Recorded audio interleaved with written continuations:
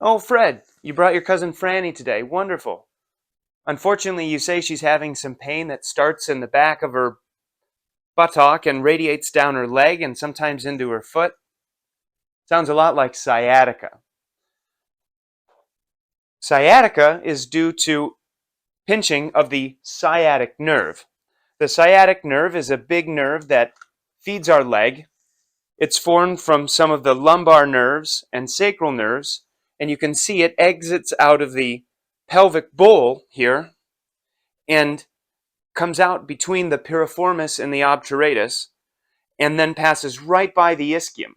So there's a lot of places where this big nerve can get pinched due to how we sit and how tight our hip muscles are. I had pretty bad sciatica when I was in medical school and doing a lot of sitting. My posture and the fact that the sciatic nerve passes by the ischium, or our sit bone, puts it at risk for getting pinched pretty easily. And these two muscles here, if we're not paying a lot of attention to working on hip mobility and hip rotation, can end up pinching the nerve as well. Thankfully, there are some exercises that can help with hip mobility and other things that we can do in our life and the way we move and sit and stand to take the pressure off of this nerve. Our hip rotator muscles get stiff when we sit a lot, and not a lot of people spend time with their hip and a lot of external rotation. Beginner's exercise would be our figure four. I've mentioned this before, but just stretching doesn't tend to cause the muscle changes we need to get our bodies feeling better. So I want you to think of this more like an exercise that you're going to do for a number of repetitions rather than a stretch. With a good posture, ears over shoulders over hips, we cross our legs. If this is a little bit hard and we don't have that kind of range of motion, even just sitting with a straight leg allows this the affected leg to get into the position that we want. With good posture, ears over shoulders over hips, I'm going to bend forward at the hips and not at the lower back, and lean forward as far as my body allows me. We're going to go until we feel tension and hold it for breath, and then come up to a good posture. Lean forward until we feel the tension, ideally being able to hold it without our arms, and come up to a good posture. If our lower back isn't quite ready for that, it's okay to brace on our thighs to maintain posture and lean forward. Most of the tension is in our lower back and up. As we gain flexibility, we should be able to bring our support leg higher and rotate our thigh out a little bit more as we're doing these exercises. Can we get 10 or 20 repetitions in like this? As we get more advanced, we're going to need to increase our range of motion to be able to really unload those hip rotator muscles. So, with your leg on the couch and a pillow underneath your knee for support, same principle, ears over shoulders over hips to start. We're going to bend forward at the hips, hands out for balance if we need to. We find out where our natural range of motion ends, hold it for breath, and back up. Lean forward until we hit our natural range of motion without compromising our back. Nice and strong back. Back to neutral. Can we go for 10 or 15 repetitions? A lot of sciatic exercises are going to require us to work from our knees or from the ground. So, starting on all fours with our affected leg, can we do some fire hydrants as if we are a dog who's needing to relieve themselves? So, good posture. I'm keeping a tight belly. I'm not letting my back sag, and I don't want to have too much of an arch either. Nice neutral posture. Think about ears in line with shoulders and hips. I'm going to, as much as possible, bring that leg to the outside and hold it for a breath and set it back down. Bring that leg to the outside, set it back down. 10 to 15 repetitions. We can also do clam shells. Thinking about our knees starting together, we're going to use these muscles to rotate our hip out. Hold it for a contraction at the very top, nice big squeeze. Let it close again under good control. Open it up. Squeeze those outside hip muscles for a contraction and set it back down. Not shown are the muscles that support the spine side to side, quadratus lumborum and IT band, but the stronger we can get our hips to be able to pull out to the side and keep our spine in a straight line, that'll also take some pressure off the sciatic nerve. Lying on our side, ankles, hips, shoulders, ears, all in a straight line, hips touching the ground, bracing with our elbow. Can we lift our hips off of the ground and hold for breath and then set them back down? Lift our hips pointing towards the sky with that top hip. Hold it for a breath or two and set it back down. Sometimes that's going to be a little bit too much for us. We can also do this with our knees bent. But again, knees in line with hips and shoulders and ears. Can we raise our hips off to the sky and gently set it back down? Raise those hips to the sky, gently set it back down. 10 to 15 repetitions per side. We also want to make sure that we're keeping our IT band strong, or tensor fascia lata.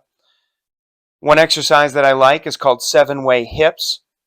So as we lie on our side, we want to be able to hover our top leg, which is usually our affected side, so that it's parallel to the ground and it's not resting on top of our other leg.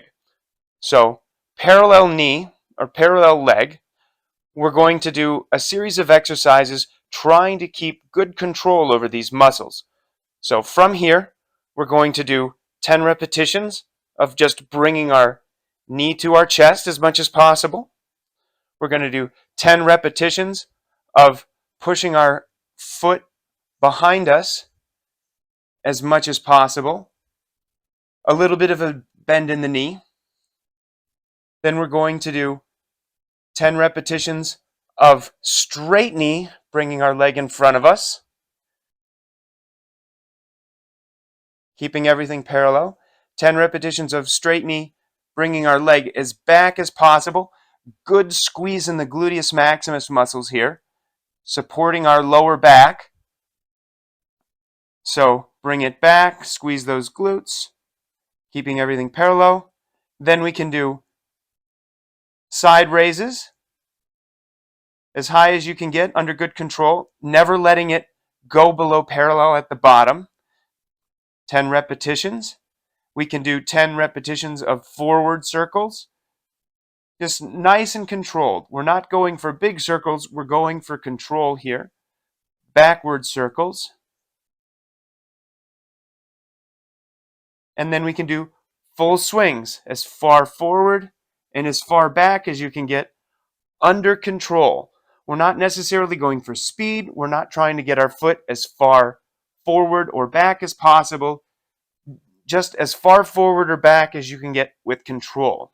We may even have to do some exercises from our belly. We want to be able to strengthen the hip extensor and gluteus maximus muscles.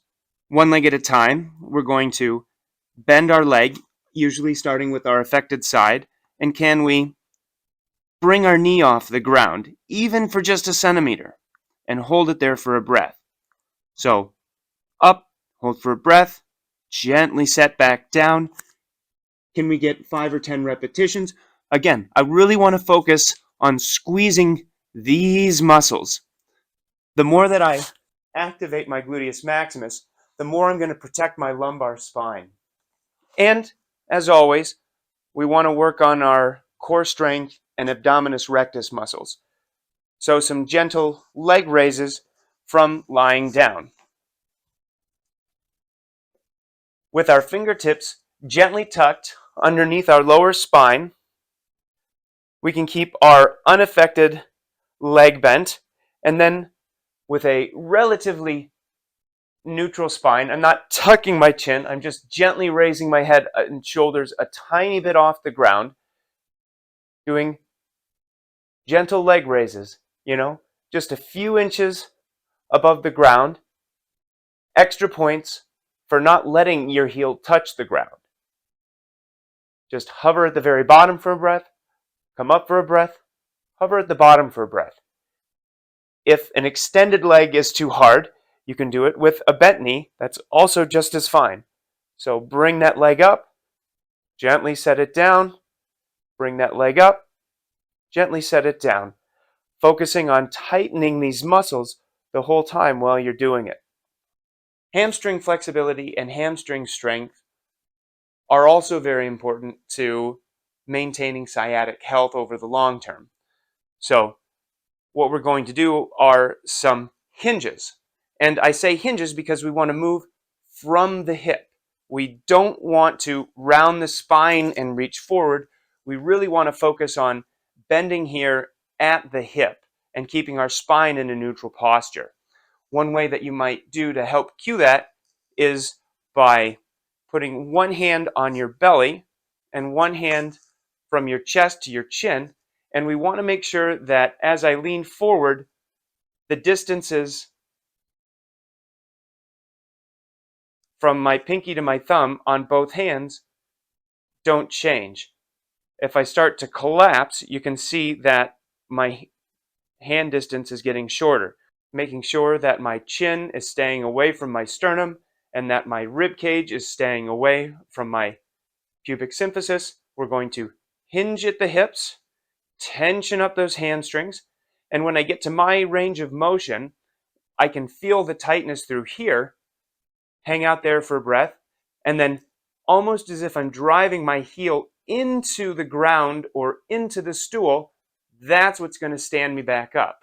So hinge at the hips, press your heel into the bench, feel the tension in your hamstrings, and then use that tension to press your foot down and pull yourself back up to neutral. With most of the one-legged exercises that we do, this can be a little bit challenging, and so I always recommend using some form of balance or support, such as our broom here. Hinge at the hips, tension in the hamstring, pressing down with the heel, not collapsing the spine. Stand up and get back to neutral. Other exercises that can be helpful are ways to allow the spine to decompress. In yoga, there is cobra position, and we can do a modified version of that using a couch or a chair or a bench like we have here. So, placing my hands on the bench with a strong posture, trying not to shrug, keeping my shoulders away from my ears. Can I step my knees back and then using my glute muscles, pull my hips towards the bench as I look back. Very, very important to squeeze with the glute muscles here. Once again, squeezing the glutes protects our lower back. Find your particular range of motion, hold for a breath, come back to neutral, squeeze those glutes to pull your hips towards the bench, pressing down and keeping your shoulders away from your ears. The more that we work on hip extension, the more that we can compensate for our hip flexor psoas tightness.